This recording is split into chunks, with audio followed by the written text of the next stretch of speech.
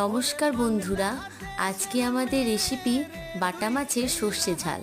মাছগুলোকে ভালো করে পরিষ্কার করে নিয়ে তাতে লবণ, হলুদ আর সর্ষের তেল দিয়ে মাছগুলোকে ভালো করে মাখিয়ে নিয়ে গরম তেলের মধ্যে মাছগুলোকে ভালো করে ভেজে নিলাম। তারপর সর্ষেটাকে শিলের মধ্যে ভালো করে বেটে নিয়েছি। কড়াইয়ে তেল দিয়ে 5 ফোড়ন দিয়ে দিলাম।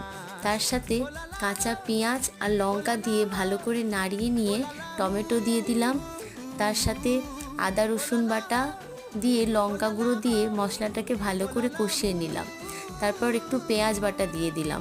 পেঁয়াজ বাটা দিয়ে ভালো করে নাড়িয়ে নিয়ে তাতে সামান্য পরিমাণ লবণ দিয়ে দিলাম।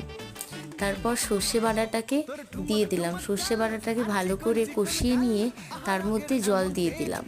ঝোলটা ফুটে এসেছে, এবার মাছগুলোকে দিয়ে দিলাম। তৈরি হয়ে গেছে আমাদের বাটা মাছের সর্ষে ঝাল।